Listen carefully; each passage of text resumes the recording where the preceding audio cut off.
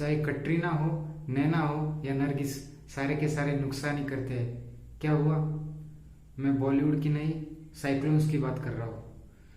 India में corona के cases exponentially increase हो रहे हैं, लाखों लोग बेरोजगार हो रहे हैं और इसी बीच वेस्ट बंगाल में और उड़ीसा में एक साइक्लोन आया जिसका नाम है उम्फन, जिसकी वजह से लाखों लोगों को बेघर होना पड़ा, अपने घर को छोड़ना पड़ा। इसी बीच उसमें सोशल डिस्टेंसिंग का भी पालन नहीं हुआ और संक्रमण के ज़्यादा चांसेस है।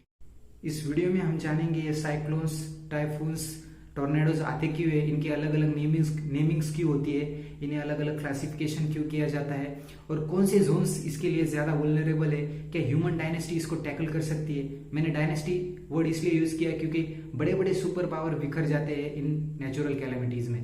तो देखते हैं दोस्तों, चलो।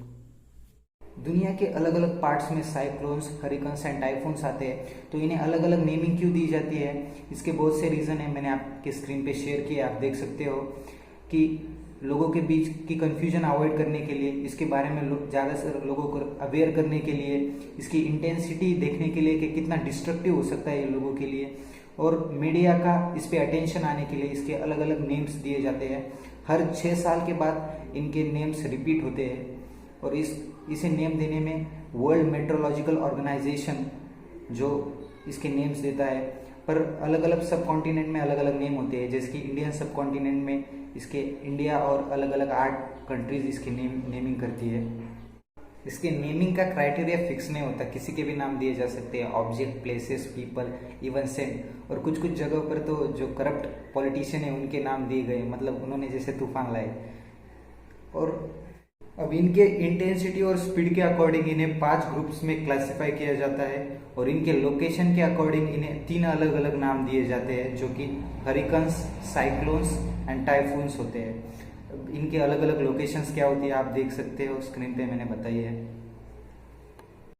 अब इन्हें हरिकन्स कहा कहते हैं इन द अमेरिकन सब कॉन्टिनेंट। अगर आप देखोगे नॉर्थ अटलांटिक ओशन जो कि ईस्टर्न साइड ऑफ यूएसए है और नॉर्थ ईस्ट पैसिफिक ओशन जो कि वेस्टर्न साइड ऑफ यूएसए है, उन दोनों जगह पर आने वाले तूफानों को हरिकन्स कहते हैं। जैसे कि hurricanes Katrina, hurricane Sandy, hurricane Harvey, hurricane Andrew, बहुत से नेम है। अब टाइफून कहाँ पे आते हैं? Typhoon north west Pacific ocean में आते हैं, जैसे कि जापान, चाइना, कोरिया, इन कंट्रीज में टाइफून आते हैं। उनके अलग अलग ही नेम है थोड़े, जेबी, टाइफून क्रॉस, टाइफून ईडा, टाइफून हेयांग और बहुत सारे हैं, आप देख सकते हो।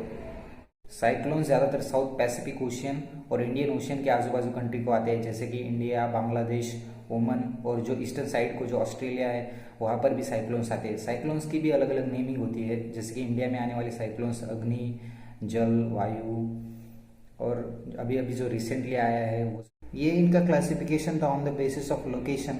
इनके सबसे डेंजरस और इनका ओरिजिन कैसे होता है ये मैं आगे बताऊंगा, लेकिन उससे पहले जो टॉर्नेडोज होते हैं वो टॉर्नेडोज वो इनसे अलग होते हैं। ये इन 3 कैटेगरीज में नहीं होते हैं, वो ज़्यादातर लैंड पर आते हैं और उनकी डायमीटर जो होती है वो इनसे कम होती है, लेकिन स्पीड में ज़्यादा होते हैं और ज़्यादा देर तक नहीं रुकते। अब जो साइक्लोन्स होती है उनकी एवरेज डायमीटर होती है लगभग 250 to 1200 किलोमीटर और स्पीड होती है लगभग 300 to 500 किलोमीटर। हमारे कंट्री की जो ईस्ट कोस्ट है, उड़ीसा, वेस्ट बंगाल, वहाँ पर क्यों तूफान ज़्यादा आते हैं compare to the west coast, Gujarat और महाराष्ट्र, ये हम जानेंगे आगे। लेकिन उससे पहले जानते हैं कि ये तूफान ओरिजिन कैसे होते हैं, इनकी ओरिजिन कैसे होती है। इसका मेन रीज़न है प्रेशर ग्रेडियंट, जो कि एटमॉस्फेयर में जो कि प्रेशर बेल्ट रहते हैं। तो ये साइक्लोन्स तैयार कैसे होते हैं, इसका रीज़न है कन्वेक्शन ऑफ एयर। जो प्रेशर बेल्ट्स क्रिएट होते हैं अलग अलग लैटिट्यूड पे अर्थ के, इसकी वजह से ये साइक्लोन्स तैयार होते हैं। अब होता क्या है, जो ट्रॉपिकल एरिया होता है, जो from the tropic of Capricorn to the tropic of cancer, इस एरिया में सनलाइट डायरेक्टली आती है तो ये ज़्यादा वार्म रहता है ये एरिया। और यहाँ की warm air is associated with low pressure, मतलब जहाँ पर वार्म एयर होती है वहाँ पर कम प्रेशर बिल्डअप होता है और इसी वजह से जो हाई प्रेशर से एयर इस डिफिशिएट को काउंटर करने के लिए हाई प्रेशर से एयर आती है। अब जो वार्म एयर होती है लो प्रेशर की वो एक्सपांड होने लगती है और जो हाई प्रेशर की जो कूल एयर होती है वो इसे रिप्लेस करती है और इसी प्रोसेस से क्लाउड फॉर्मेशन भी होता है। और अगर ये प्रोसेस कंटिन्यू रहा तो इसे फीड करता है कैरोलियस इफेक्ट या कैरोलियस फोर्स, जो इसे फीड करता है और इसी से इस साइक्लोनिक वेदर कंडीशन तैयार होती है। कैरोलियस इफेक्ट कहता है कि जो नॉर्दर्न हेमिस्फीयर के जो साइक्लोन होते हैं वो एंटी क्लॉकवाइज मूव करते हैं और जो सदर्न हेमिस्फीयर के जो साइक्लोन्स होते हैं वो क्लॉकवाइज मूव करते हैं। अब इसके रिलेटेड अगर आपको डीप में पढ़ना है तो मैंने इसकी लिंक डिस्क्रिप्शन में दी है आपको, आप देख सकते हो नीचे। हमारे कंट्री के जो ईस्ट कोस्ट के साइक्लोन है और जो वेस्ट कोस्ट के साइक्लोन है उनमें रेशियो होता है लगभग 4:1, मतलब 4 गुना ज़्यादा साइक्लोन्स आते हैं ईस्ट कोस्ट में compare to the west coast. ऐसा होता क्यों है?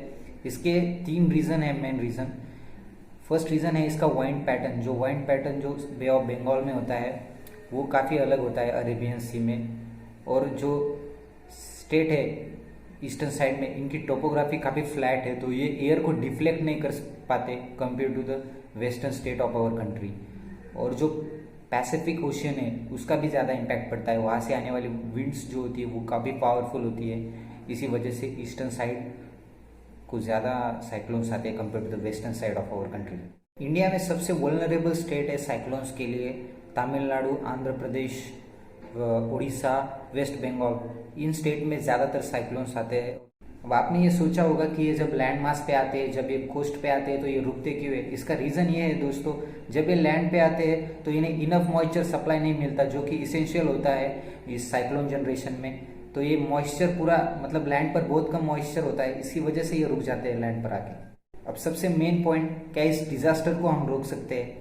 दोस्तों ये नेचुरल कैलामिटी होने के कारण इसके कॉजेस को तो हम नहीं रोक सकते, पर इसके इफेक्ट को काफ़ी हद तक कम कर सकते हैं हम।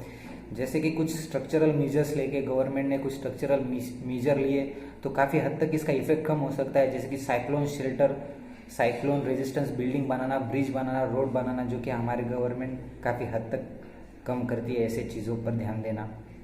आपको ये वीडियो देख के इमेजिनेशन वाला क्वेश्चन आया होगा, क्या इसे हम रोक सकते हैं बाय यूजिंग, मतलब मॉइस्चर का कम करके सी में?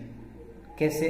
तो आइलैंड बनाकर, जब हम लैंड मास बनाएंगे तब वहाँ पे मॉइस्चर कम हो जाएगा, और जैसे ही मॉइस्चर कम हो जाएगा वैसे हम इसको रोक सकते हैं। पर इतना आसान नहीं है दोस्तों ये आइलैंड बनाना, क्योंकि इस पर बहुत खर्चा आता है, बहुत टेक्नोलॉजी लगती है, और वैसे भी हमारे यहाँ पर टेक्नोलॉजी पे, इनोवेशन पे ज़्यादा ध्यान नहीं दिया जाता हमारे कंट्री में।